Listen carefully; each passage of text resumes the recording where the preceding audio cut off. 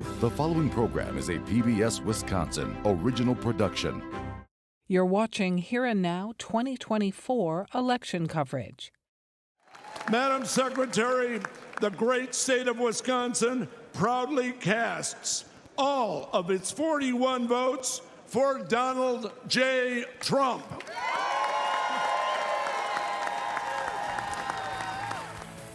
The Republican National Convention is a wrap. I'm Frederica Freiberg. Tonight, we bring all the local coverage of the event that put Milwaukee on the national stage.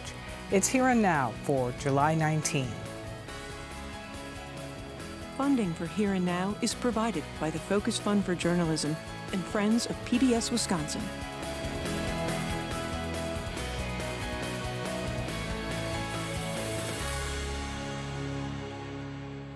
Wisconsin is perhaps the most important battleground state in the presidential election, with both campaigns saying the other can't win if they don't win Wisconsin. That put even more emphasis on the city of Milwaukee hosting the Republican National Convention. Here and Now senior political reporter Zach Schultz was on the ground all week and kicks off our coverage tonight.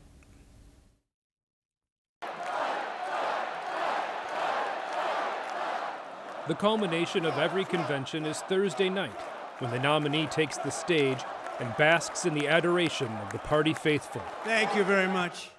In some ways, the defining moment of the 2024 Republican National Convention didn't come in the host city of Milwaukee. It occurred in Butler, Pennsylvania, last Saturday, when a 20-year-old with a gun nearly took Donald Trump's life. By the time Trump took the stage Thursday night, his supporters had already declared the near miss as a sign of divine intervention. We just thank you for sparing the life of our president, Donald J. Trump. And Trump agreed. The way I felt very safe because I had God on my side. I felt that. The first question of the week was whether it was even safe to come to the convention. These ladies from Eagle River had to decide if the violence would continue in Milwaukee. For a split second, I mean, you need to be prudent to reflect, but it's really more about now I know the police and security and Homeland Security and everything will probably even step up even more. UW La Crosse professor Christina LaPlante saw the shooting on TV and canceled a trip with her students who planned to survey delegates for a class on political parties. Immediately, my mind starts thinking about what on earth is going to happen at the convention now? And I'm immediately thinking about my safety, my students' safety. Is the political violence going to escalate at the RNC? Monday morning, the message from Republicans was one of unity. This is a moment to rise above their behavior and realize it is our task to save and preserve this nation. But later that evening, on the main stage, Johnson was back to calling Democrats a threat to the nation. Are a clear and present danger to America. And the unity referred to the Republican Party unifying around Trump. We have the greatest opportunity I have ever seen for a Republican victory. Democrats hope to tie Donald Trump to a policy plan called Project 2025, a 900-page document created by the Heritage Foundation that creates a plan to give Trump unprecedented executive powers to remake the federal government. But there was no mention of the plan at Heritage's Policy Fest event, and Trump surrogate Vivek Ramaswamy refused to talk about Project 2025, instead hinting that if Trump had been killed, it would have led to a second civil war. But I think the nation came within a hair's breadth of, God forbid, a second kind of civil war in this country, and we missed it. He wasn't the only one talking that way. Former House Speaker Newt Gingrich told the Wisconsin delegation the same thing. We were right at the brink of falling apart as a country and potentially drifting towards a civil war. Other Republicans tried to turn down the rhetoric. I don't see our country on a pathway to a civil war, and we need to just continue to have that dialogue, to listen and exercise our voice at the ballot box. Trump's speech was supposed to focus on unity. We unite this evening more determined than ever. But there were times when the teleprompter didn't move as Trump went off script and returned to his favorite topics. Crazy Nancy Pelosi, the whole thing, just boom, boom, boom. He did find time to pander to the home state. And by the way, Wisconsin, We are spending over $250 million here creating jobs and other economic development all over the place. So I hope you will remember this in November and give us your vote. I am trying to buy your vote. As the speech stretched out to the longest in convention history, those who started off shouting fight were now sitting quietly, looking at their phones. But eventually, the speech wrapped up. And quite simply put, we will very quickly make America great again.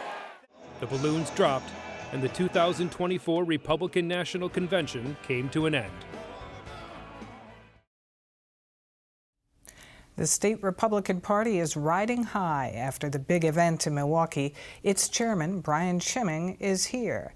And you do look like a pretty happy guy, a little exhausted. Yeah, I'm a little exhausted, but I have to tell you, I'm so proud of Milwaukee. I'm so proud of the state of Wisconsin. We were able to pull off an excellent 4-day convention right here in Wisconsin. And as you know, Fred, I'm a native here. I'm a homer, so I wanted this to be good for the state, for the city of Milwaukee.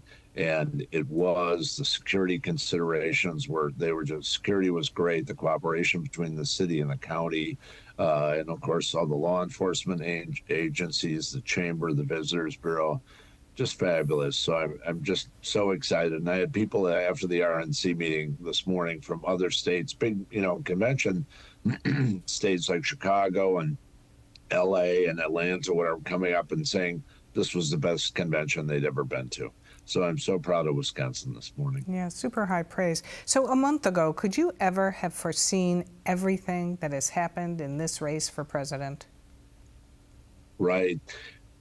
I said at a press conference yesterday that they'll be writing books, not about the campaign, but the last 3 weeks, alone. Much less the whole campaign. Of course, the tragedy of the shooting in Pennsylvania, which really pulls at you. You have people that were there to support a candidate. It's not a partisan thing. It's people who came out to this rally. So the tragedy of that rally, and then obviously the debate, were within 90 minutes, a political party, my friendly adversaries on the other side, the Democrats, and their candidate completely collapsed within 90 minutes. I'm not sure I can think of a parallel to this in recent history anyway. So the Democratic Party and Joe Biden went from the kind of confidence that Joe Biden would be the candidate to the calamity of that debate to the crisis they now sit in, all within a couple of weeks. I honestly, I can't think of another time in recent history where so much was packed into so little time. And then to top it off for us, having a successful convention, I think by any account, it's really, we'll be talking about it for years. What's your comment on Wisconsin Congressman Democrat Mark Pocan telling Joe Biden it's time to pass the torch? Well, what I would say to my friend Mark Pocan is, where have you been? I think the truth of the matter is my adversaries on the other side of the aisle have known all of this about Joe Biden for a very, very long time. And he's incapable of being their candidate. Frankly, I'm not sure he's capable of being president right now. And I don't make that. I have relatives in my family who have memory and other issues, so I don't make that charge lightly. I think you have an incapable candidate and an incapable president right now. And the dilemma that the Democrats find themselves in here is that we're in July of the election year. We're not in July of last year. We're in July of this year. And the challenge that they face right now is we walk out of this convention unified, and they're spending the weekend not knowing what they're going to do next.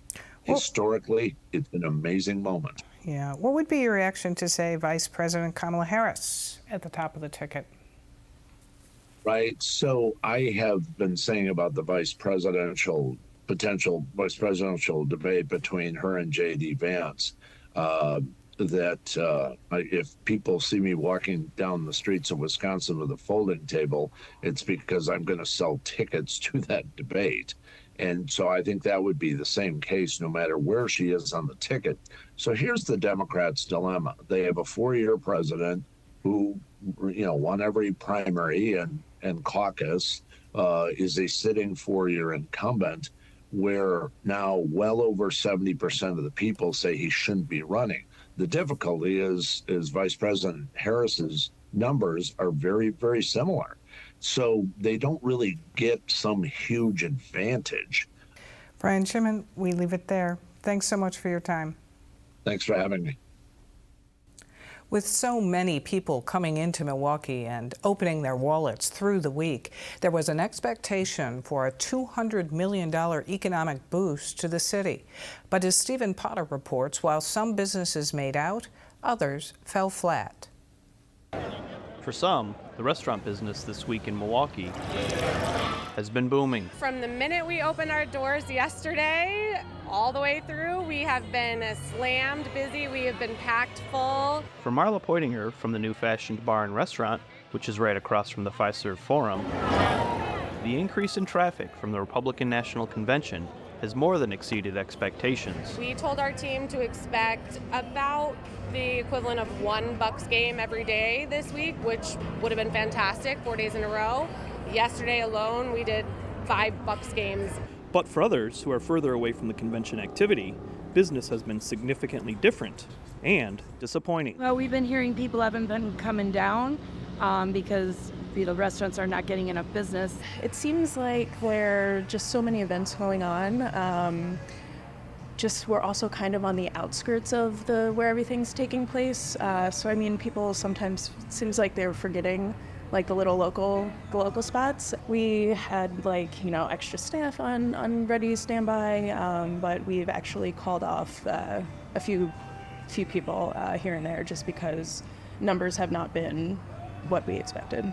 In the months preceding the convention, there was a lot of talk and excitement about a substantial financial bump coming from the infusion of the 50,000 convention attendees. I think originally the thought was it'd be $200 million in economic impact. Omar Sheikh of the high-end steakhouse Carnivore says business at his restaurant has been slower than he'd like. Yesterday we were decent, not crazy by any means, not really overly busy.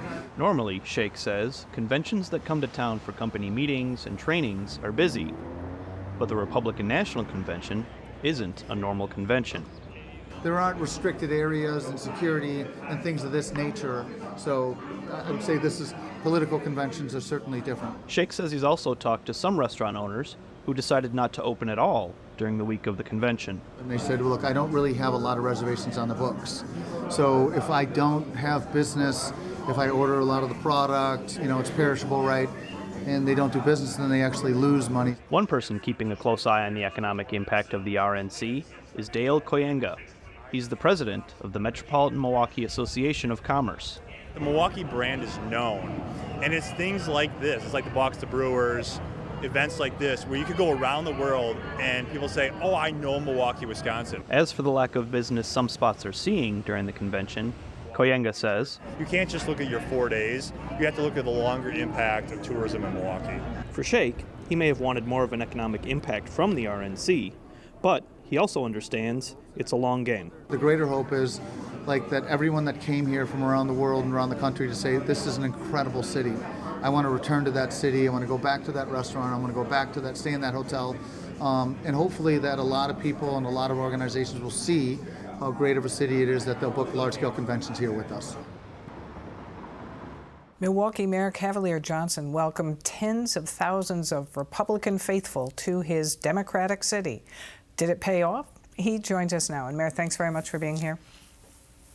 Happy to see you. So we reported on the economic impact of the convention. Did it meet your expectations?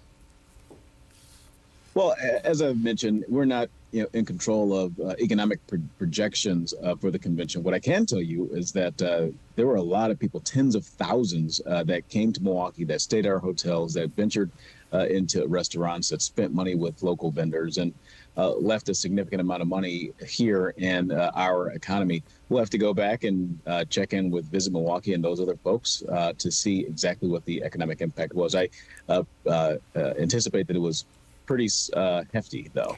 After Donald Trump called Milwaukee a horrible city, do you think that had any influence on convention goers? On the convention goers, no. I mean, these are folks that were coming from far across the country. I don't know if they paid attention to his comments like we paid attention to them here. That's unfortunately because Donald Trump, Mr. Trump, unfortunately has a history of saying these wild, outlandish things, and so people tend to not really pay them much attention, although they should, because sometimes some of the things that he says can have a detrimental impact on individuals' rights, on the direction of the country, and so forth. So things can be outlandish, but that doesn't mean they're not important for us to listen to. We certainly listened when he said that Milwaukee was a horrible city.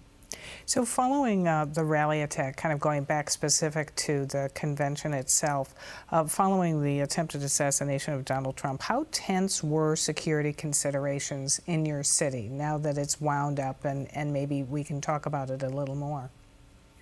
Well, first, let me just say that that assassination attempt on Mr. Trump was terrible.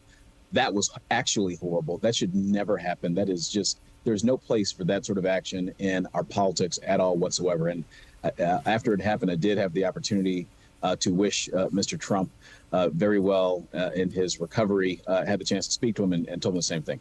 So in terms of individuals being here in Milwaukee and having the chance to follow up after that incident with security here, we took the opportunity to make sure that this city was safe. And we had an NSSE, that was a designation here. It's a national special security event in Milwaukee. That's the highest designation you could possibly get for an event of this magnitude. So by definition, it was a secure event than what the rally was that Mr. Trump held last week, Saturday. So there were definitely concerns, though, and criticisms of so many out-of-state police officers in the city and on the streets, including those from Ohio, who, as you know, shot and killed a man outside the perimeter. What is your response to that shooting? Well, as it relates to the number of officers who were here from out of state, I mean, look, Milwaukee won the Democratic National Convention in 2020. And now, unfortunately, it didn't pan out because of the COVID-19 pandemic. But had it actually taken place the way that we envisioned, you would have seen the same sort of security footprint with officers coming in from outside the state of Wisconsin and in from across the country. In terms of the officers from the outside, Milwaukee police would not have been able to make sure the convention was secure all by themselves and still provide policing services to the balance of the city. So there was a need to bring in officers from the outside. This was a collaboration, not just with Milwaukee police, but with Secret Service and law enforcement agencies from across the country. And I'm thankful for their assistance. It was tragic that there was an incident that happened where a man was killed outside of the security perimeter. The officers from Columbus, Ohio, they were there not in a patrolling front-facing mode. They were actually doing a briefing, a debrief, and one of the officers happened to notice that there was an altercation taking place. Noticed that one of the individuals had a knife. Later on, we would find that there were two knives. Officers approached the individual, made numerous commands to drop the weapons, That didn't happen. Instead, the individual lunged in a threatening manner at an unarmed man, and possibly could have caused them a serious bodily harm or death. And the officers took action. And I'm saddened that life was lost there. But I'm also thinking about the individual who possibly could have lost his life. And what's more is that when I talk to officers, including officers at the local level here, I'm told that any officer in that situation would have taken the exact same action in order to make sure they preserved the life of the unarmed person who was being attacked. All right. We leave it there. Mayor Cavalier Johnson, thanks very much. Thank you. Community advocates say the city should be held accountable in the fatal shooting of a man who had been living in a tent less than a mile from the security perimeter during the RNC. The Columbus, Ohio Police Department released body cam footage of its officers shooting and killing Samuel Sharp as he wielded a knife in an apparent street fight. Stop! Drop the knife! Drop your knife! Drop the knife! Please! Drop your knife! Drop the knife now! Drop it now! But why were out-of-state police patrolling city neighborhoods beyond the security zone? Angela Lang from Black Leaders Organizing for Communities calls Sharp's death devastating. Angela, thanks very much for being here. Thanks for having me. So you blame the RNC for the death of Samuel Sharp. Why?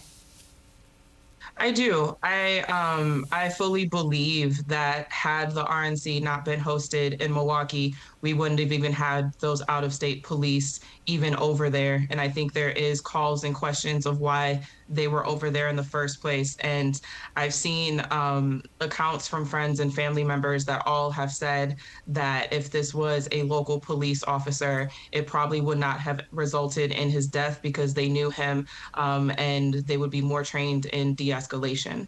Have you gotten any answers as to the question as to why those officers were there? I have not. I did see some commentary from law enforcement trying to explain why they were out there. And I know that there was a response that on the last day of the RNC, if there were out-of-state cops patrolling some of those areas, they would be accompanied with a Milwaukee Police Department officer, which doesn't quite answer the question. And I don't think actually really solved or got to the heart of the issues. Just ahead of the convention, there were sweeps downtown of unsheltered people. How did that play into this? Yeah, I mean, I think with any convention, and we had similar concerns if we were to host the DNC about unhoused folks and the additional security. And when you have a large convention or a large event like this, a lot of folks, they want to beautify their city and make it look as attractive as possible. And so a lot of folks were told, I believe by last week, Saturday, that they had to find a different place to go. Folks have said that law enforcement did provide resources, but there's only so many shelters and so many beds that I can imagine it pushed folks to go to other areas away from maybe where they typically were. Before the convention, you said that you felt betrayed by the mayor for, quote, rolling out the red carpet for people who hate us. How about now after the convention? I'm even more betrayed and saddened that this is actually what happened in our city. And there had been years of warnings from community members and residents that said we did not want this hateful language and this hateful party, but have also been saying about the increase in law enforcement would have been a concern. And it goes to show what happens when you don't actually listen to community members and actually listen to our concerns, because unfortunately now we're having to deal with this tragedy and losing a Milwaukee community member. In a city that Donald Trump called horrible, do you feel like So Many Eyes on Milwaukee helped show it in a different light? You know, I'm not sure. You know, we've seen reports and commentary that some of the folks weren't, you know, necessarily seeing some of the great, amazing places of Milwaukee. There are restaurants, beloved restaurants and attractions that were closed and didn't have as many reservations. So I'm curious of how much the participants actually saw of Milwaukee. I hope that they left with a different perspective. But I will say that even tweeting about the shooting that happened and seeing some of the comments in my mentions, I'm not sure if people have any sympathy for Milwaukee. And I think some folks still consider it a place of murder and crime and these terrible stereotypes and statistics. What would you like people to know about the city of Milwaukee? Ooh. I want people to know that Milwaukee is an incredibly beautiful and special place. And I say this as a lifelong resident by choice. I chose to live here and to work here. And one of my favorite things is the summer, but also the people and the resilience, and that in the face of tragedy, we always find a way to center joy and come together and find a way to make things work, even under really tremendous circumstances. Angela Lang, thanks very much for joining us. Thanks for having me. Security was always planned to be tight around the convention, and the assassination attempt on the eve of it only heightened awareness for the thousands of law enforcement from across the state and nation assigned to the city. Planned protests added to the mix. Here and now, Stephen Potter has this report.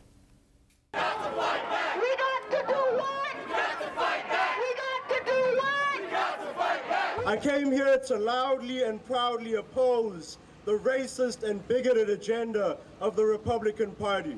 With thousands of delegates, attendees, and guests arriving for the first day of the convention, protesters also showed up in Milwaukee to denounce the Republican Party and its policies. We're being led down a dangerous path with the Republican Party. I'm concerned, I'm nervous. I'm a 20-year Army veteran, and I consider the direction that our Republican Party is going, and particularly their nominee, Trump, is super dangerous, and I consider him a bit of a traitor. You know, he's out for himself. He's not out for the citizens, and that's what we need. As you can see, there are hundreds, even thousands of protesters here at the Republican National Convention. Many different groups are represented with many different reasons to protest. We're looking to defend immigrant rights. We're looking to defend LGBTQ rights. We're looking to defend reproductive rights as well. I mean, the list could really go on. They have had an attack on civil liberties, on civil rights for too many years now, and we're here to oppose it. Omar Flores is a lead organizer with the Coalition to March on the RNC. He says that despite the intense heat earlier this week, a wide range of protesters made their voices heard. We're seeing a lot of folks from the student movement, from the Palestinian movement, from the anti-war movement, and from the movement against police crimes. Flores says that it was no small task to organize the protest, rally, and march. It takes a lot of time and a lot of very hard work, and honestly, the city did not make it any easier up until recently. We shouldn't have had to file a lawsuit to get to where we are today. Protest organizers filed a lawsuit in federal court to move their march route closer to where most of the convention activity will be held. They lost in court, but came to an agreement with the city to march through downtown and within a block of the convention. Milwaukee resident Jackie Clark says attending the protest was a chance to express her right to free speech. That's democracy, that's America. Another protester thought of the past and worried for the future. And I guess it's like the circle is turned, and I don't want the progress that we fought hard, both in our professions and as students and as demonstrators 50 years ago, to be undone. Why? Why? While most who attended the protests were there to show their disgust with the Republican agenda, some counter-protesters also brought their megaphones to Red Arrow Park. God can save you right here in Milwaukee, Wisconsin. And a handful of Trump supporters also showed up to watch. Milwaukee resident Philip Reitz wasn't impressed. Well, that's to be expected. It happens at every convention in every town. Protest organizer Flores says he doesn't expect Monday's rally and march to sway any Republicans, but he still thinks protesting serves a purpose. We don't think that we're going to be changing any minds, but we do know that we can put the pressure on and make it so politically inconvenient for them to continue with business as usual. Reporting from downtown Milwaukee, for Here and Now, I'm Stephen Potter. In the 2020 election, Donald Trump received just 7% of the black vote nationwide, which is comparable to what Republican presidential candidates have received dating back to the passage of the Civil Rights Act in the 1960s. But Republicans in Wisconsin think that's going to change this fall. Here and Now senior political reporter Zach Schultz has this story about the GOP's Black Voter Outreach Program in Milwaukee. There are 50,000 visitors in Milwaukee for the Republican National Convention. But around the secure perimeter, it's a sea of white, save for people working security or selling Trump merchandise. Inside the Fiserv, the GOP delegates are overwhelmingly white. But Republicans like Bob Spindell say black voters look back at the first Trump presidency with fondness. Well, I'll tell you, I've been involved in the black community And I noticed during his time, people were happy. Well, we're going to have a big splash this election cycle, so get ready. Gerard Randall is first vice chairman of the Republican Party of Wisconsin. Well, good afternoon, everyone, and welcome. He hosted an event Tuesday at the GOP's Black Community Center, just a few blocks north of the convention, where pictures of Donald Trump and Ronald Reagan hang next to Martin Luther King Jr. and Abraham Lincoln. We're really excited for this opportunity to showcase a couple of our really outstanding efforts to extend outreach into the African-American community here in Milwaukee. The headliner of the event was South Carolina Senator Tim Scott, who is promoting the Opportunity Zones created in Milwaukee designed to bring investment to the area. That the goal isn't simply to lift African Americans out of poverty. The goal is to lift all of Americans out of poverty who are living in poverty. It just so happens that disproportionately, African Americans live in poverty more so than any other demographic in this country. I mean, they're there. They just want to be able to show a presence. It's not like they're doing a lot in the entire community. David Crowley is the Milwaukee County executive and a Democrat. He says the GOP putting a building with a billboard in a black neighborhood isn't enough to win black votes.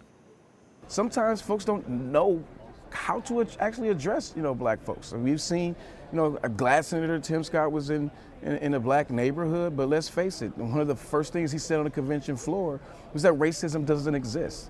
And whether you're a Democrat or a Republican and happen to be black, living in one of the most segregated communities in the United States, like Milwaukee County, then you have to go, not quite, not so fast.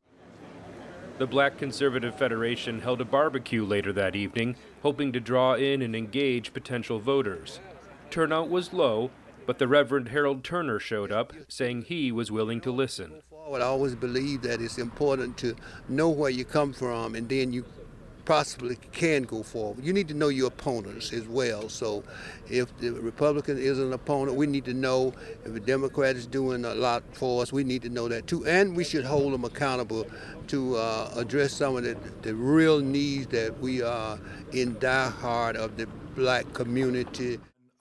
Aside from being an alternate delegate, Bob Spindell is also a Republican appointee to the Wisconsin Elections Commission. After the 2022 election, he sent out an email praising lower turnout in black neighborhoods in Milwaukee, saying, "We can be especially proud of the city of Milwaukee casting 37,000 less votes than cast in the 2018 election, with the major reduction happening in the overwhelmingly black and Hispanic areas." Spindell says getting black people to not vote for Democrats was the first step to voting for Republicans. Take a look at what the Dems have done for the community over the last 50 years. Nothing has changed. Very little has changed from what the Democrats have been doing. Democrats called it more evidence of voter suppression. There was no effort on the part of the Republican Party, either nationally, locally, or statewide, to depress the African American vote. Voters may have stayed home on their own volition because, frankly, the message just wasn't resonating with them. Randall says the proof will come this November when he says Trump will double his support among black voters in Wisconsin. We're going to get better than 15% of the African American vote statewide here for President Trump. I don't know where he's getting those numbers from. Crowley says the RNC will be old news by November, and black voters remember which party supports their community. It's about investments. You can be here all you want and say, I support you. But I tell people all the time, it's not about being an ally. We need an accomplice. I need you to be right next to me, with me, going down and fighting for the things that directly affect not just me, but affects my family as well. President Joe Biden is off the campaign trail for now with a case of COVID. There was already what's described as rising anger and panic among many of his supporters about his ability to go on. What must this be like for state party leaders who helped deliver Wisconsin to Joe Biden in 2020? We asked Democratic Party of Wisconsin Chairman Ben Wickler, and thanks a lot for being here. Thanks so much for having me on, Frederica. So what is this like to watch the Republican National Convention with a growing number of Democrats calling for your candidate to step aside? What's so striking this week is that the Republican Party has been completely subsumed by MAGA. There's total unity within the Republican Party. Leaders around a candidate who selected one of the most outspoken proponents of 100% national abortion ban as his vice presidential candidate. There's unity with people like Eric Hovde around Project 2025. Trump and J.D. Vance, their staffers going out and writing this playbook for not only ripping away access to abortion and emergency contraception, but eliminating the Department of Education, shredding any kind of protections for the environment and climate change. It's a wholesale plan to kind of repeal the last 50 years of progress in this country. They didn't talk about it from the convention stage, but they have written down what they want to do. And in this election, it's a choice between a future where Trump's vision of being a dictator on day one becomes a reality, or the vision that Biden and Harris have laid out, that President Biden laid out in his speech in Detroit right before the RNC, of signing Roe versus Wade into law, of signing the PRO Act so workers can organize and unionize, of expanding Social Security and Medicare. I think I know which future most Wisconsinites and most Americans want. What is your message to Wisconsin voters about Joe Biden's ability to beat Donald Trump with his poll numbers and money slipping? We're in a moment where so much conversation in the press and around the state and around the country, it's not about whether Democrats want to defeat Donald Trump. It's about the best way to do it. And what I know from so many conversations is that there's a enormous level of intensity and focus on making sure that we defeat MAGA this fall, and that President Biden's vision for the next term is enormously popular in a way that unites Democrats. So I feel like, debates happen, conversations happen. I think Democrats are going to come together. And I think that when we do that, we're going to reelect President Biden and Vice President Harris, and reelect Tammy Baldwin and flip House seats, and I think flip the state assembly and break the supermajority in the state Senate, because what we are fighting for is much, much more popular than what Republicans are trying to inflict on the country. What do you personally know about Joe Biden's decision to stay in or step aside? I was speaking with my friends on the Biden campaign yesterday and others this morning. He is full steam ahead and organizing and working to make sure that this message carries out across the country. And, of course, many people are trying to game out how the whole thing comes together. What we know is that when Democrats speak with one voice about the stakes for voters in their lives, then from President Biden down to local state legislative candidates, we're going to defeat MAGA this fall. So regardless of who is at the top of the ticket? Well, President Biden's at the top of the ticket, and Biden-Harris as a team won Wisconsin last time. We overcame the odds, and Democrats won the governor's race in 2022. We flipped the Supreme Court in the course of 18, 20, and 2023. And on the ground, we have volunteers going out every week, knocking on tens of thousands of doors, having conversations with voters. Ultimately, voters care about how politics affects their lives. And they know that President Biden isn't trying to get into their doctor's offices and override their personal medical decisions. They also have reason to fear J.D. Vance and Donald Trump. J.D. Vance has flirted with the idea of tracking menstrual cycles to figure out whether people are accessing abortion care against the law. Trump has floated the idea of punishing women who access abortions. Those ideas are politically toxic, and we have to defeat them this fall. All right, Ben Wickler, thanks very much. Thanks so much for having me on. Wisconsin Republican U.S. Senate candidate Eric Hovde snagged a speaking slot at the convention, but he also sat down with reporter Stephen Potter for this interview. Well, first of all, I think Wisconsin put on a great show for this convention. I'm very proud of our state, and the people have been so nice, the weather accommodated, all the rest. But look, I've been talking about the issues all along, how we need change in our country. We have major problems with our economy, the inflation that's impacting people's lives, our open border, the problems that has created, crime in our communities, our healthcare system, the costs, the accessibility of our healthcare system. There was a whole discussion about how the world's in chaos right now. So I'm just staying focused on the issues. Senator Tammy Baldwin has been tough to beat in the past. Do you expect to get any kind of a bump from the top of the ticket? Well, right now it looks like President Trump is doing very well. I don't get caught up in the daily swings and polls, but I think the message that's come out of the convention has been very favorable. And a message that I've been talking about long before what happened this past Saturday is that we need to bring this country together. The politics of division, personal destruction has been so toxic for our country. And, I've been saying it, and I talked about it in my speech. We need to come together. In the world of business, you're never going to get much done if you take the path that most politicians do. They just camp themselves in their own party and fight amongst themselves. In the world of business, you have to compromise. That's become a dirty word in politics, which I think is wrong. What issues do you think there can be compromise on between Republicans and Democrats? Well, let's start with the fentanyl crisis. I cannot believe Washington, D.C. has really done nothing about this for a decade, and we're losing 100,000 young people every single year. Fentanyl's created in China. It's sent to the drug cartels in Mexico, brought up over our southern border. We have to attack it at every single level, and how it's distributed here in our country. So that's a big one. Look, there's philosophical differences on health care, but there's issues we can come together. Drug prices. Look, I have MS, to see how drug prices have just gone like this in almost every area.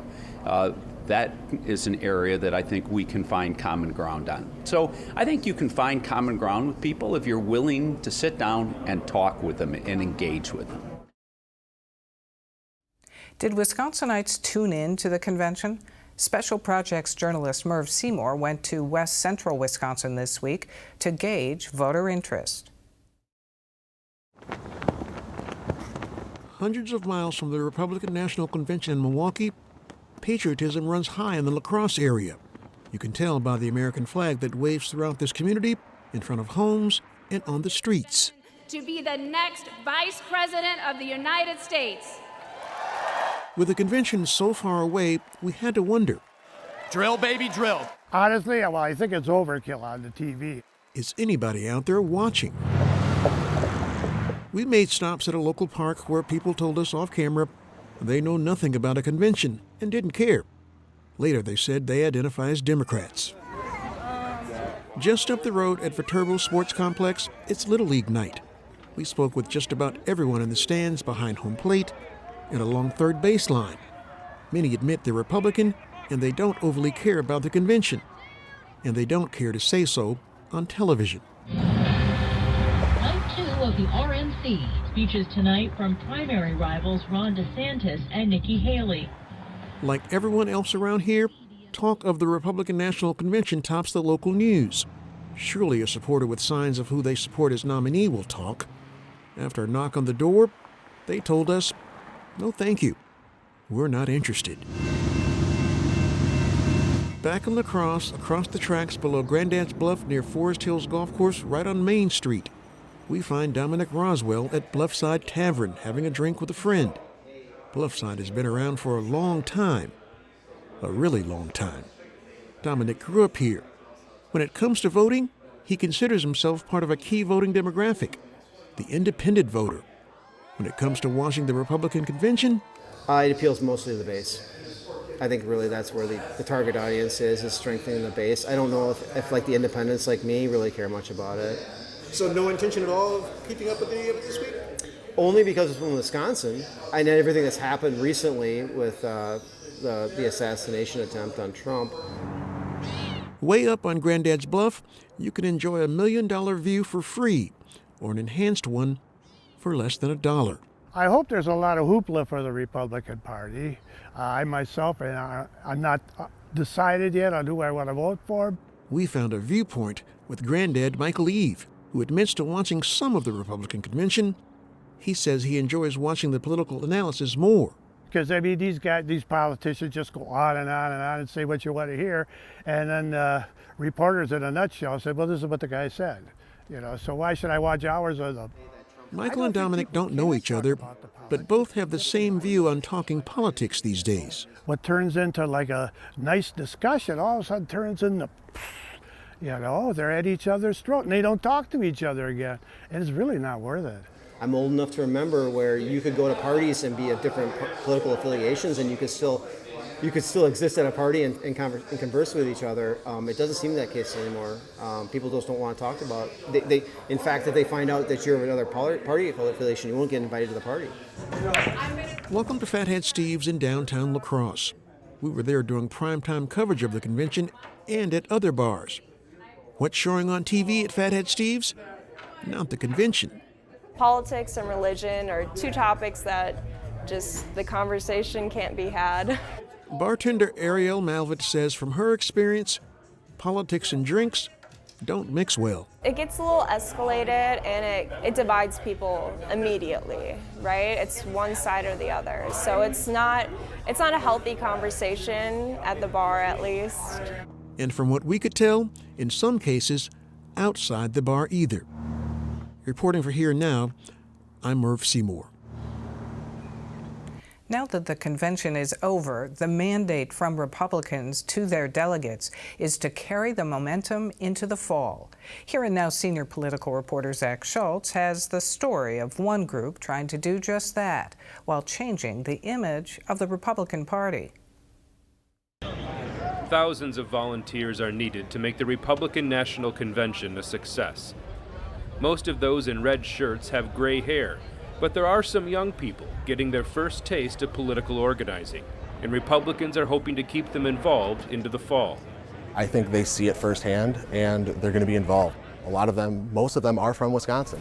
So they're going to be here, they're going to be knocking on doors, and that's what we're going to do. That's what we do best. Kyle Schrader is the chairman of the Wisconsin Young Republicans, a group focused on recruiting, training, and electing young conservatives.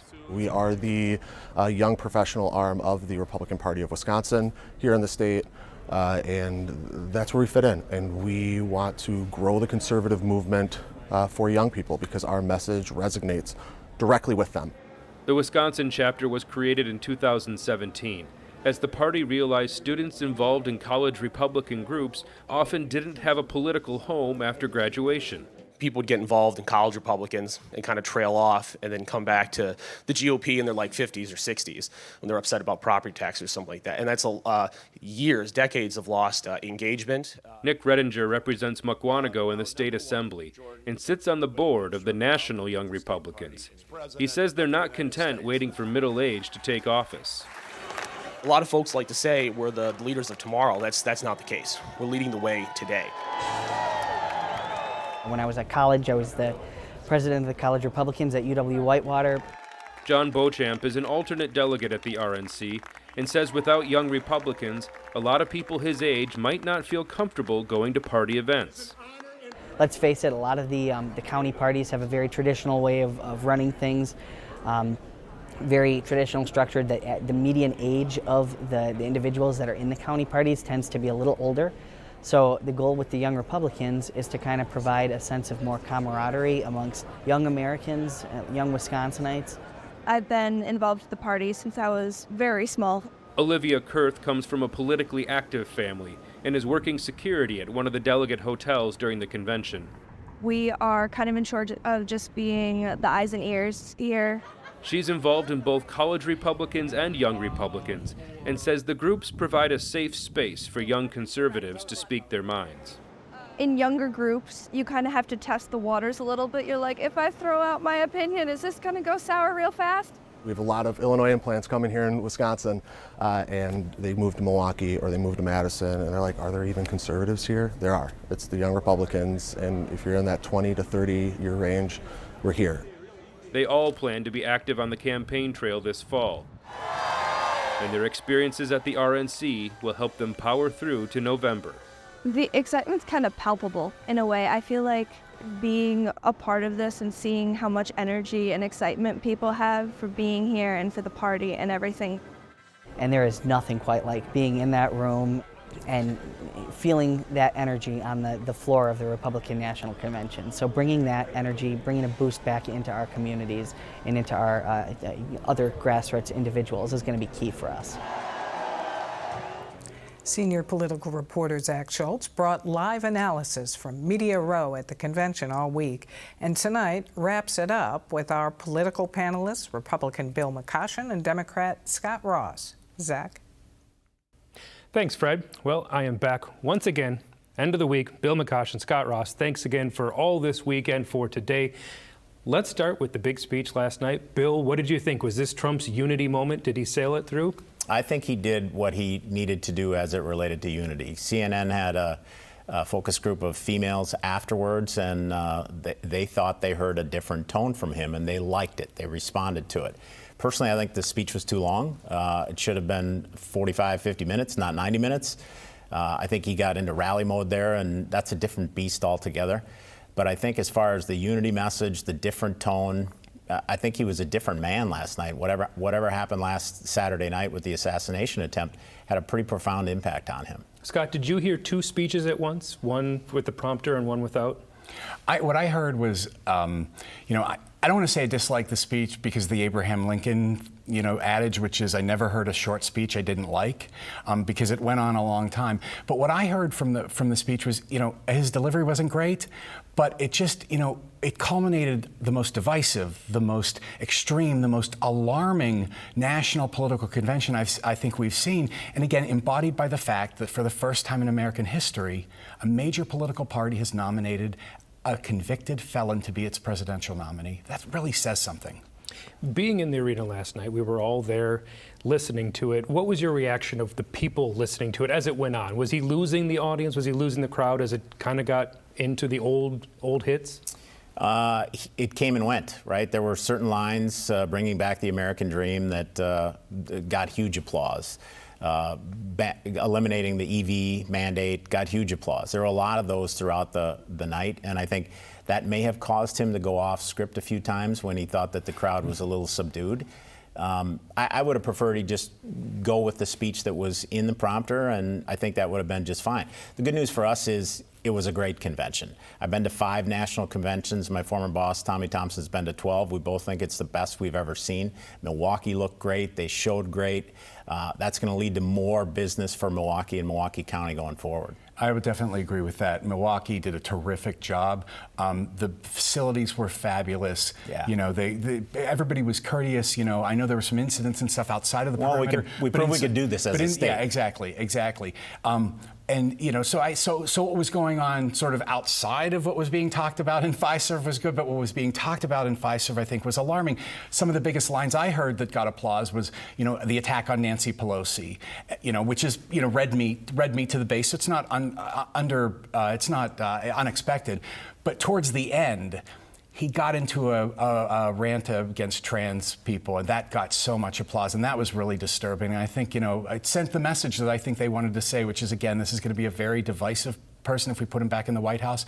I think we need to do, in terms of performance, I'll say this, I think that he kind of yawned through it. It was it was stumbling and long, and I think in the end, he performed the announcement speech version of Joe Biden's debate performance. Yeah, I think one of the most notable things is he only mentioned Joe Biden by name one time. And that was an accident. In 90 minutes. He acknowledged it was an accident. Well, he sort of walked into it, so he had to name him and said, I won't name him again tonight. And I think that was smart.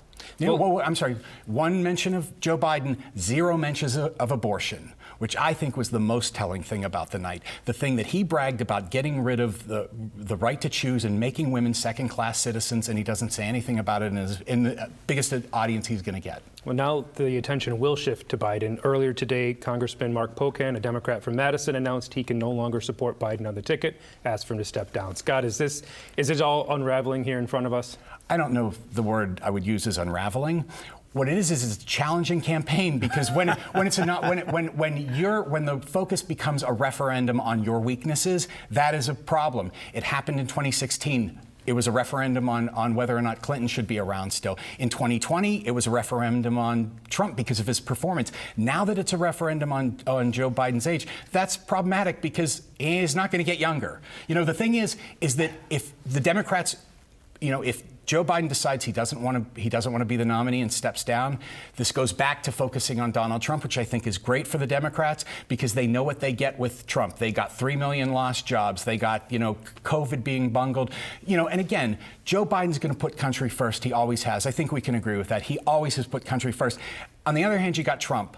You know, you got Trump. Ivanka had 18 new I'm sorry, if you need to, I'm ready to go. I'm ready to go on that. If Dems are in disarray for the next month leading into Chicago, we're totally good with that. The fact that this guy he earned 14 million votes in the primary, Dems cleared the field for him so that he didn't have a primary with Robert Kennedy Jr., and now they're trying to push him off. I mean, so much for democracy. So we're going to have a big test coming up because Kamala Harris, the vice president, is coming to Milwaukee on Tuesday. What does that look like? What are you expecting to hear? I think she'll promote the Biden agenda as she has in the past, and if she ends up being the nominee, we'll see if there's an open convention, if she can actually win it. I think the Biden agenda is what's dragging them down. Yeah, Joe Biden's age is a big negative for them. No question about that. Yes, his debate performance has lingered on for 3 weeks after, and we've never seen that in our lifetime.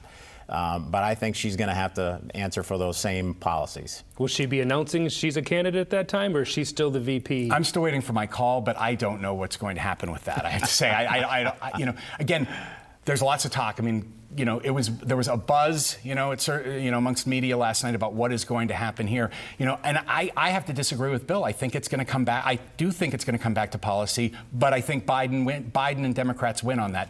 16 million jobs created, 21 million more people put on health care. And again, you go back to the Republicans, anti-democracy, anti-abortion, and anti-worker, giving $5 trillion in tax breaks to rich people. Says the party trying to push their guy out with a backroom deal gets to do by the influence peddlers. The president gets to make his own decisions. He will make the decision, and I believe he will put country first. All right, just a couple seconds for each of you. Absolute chaos in Chicago or orderly convention? Oh, I'm going to have fun. In Chicago? Yes. Well, as Nietzsche says, out of chaos comes order. All right. Bill McCoshen, Scott Ross, thank you so much. We will be all together in Chicago for the whole week. Can't wait. Thanks again. Starting August 19, Here and Now will be in Chicago for the Democratic National Convention, with daily live analysis streamed online at 2 p.m., daily updates from Wisconsin on our air at 8:30 p.m., and a Here and Now 1-hour special. To view all of our coverage, including web extras from the RNC, visit our website at pbswisconsin.org and then click on the News tab. That's our program for tonight. I'm Frederica Freiberg. Have a good weekend.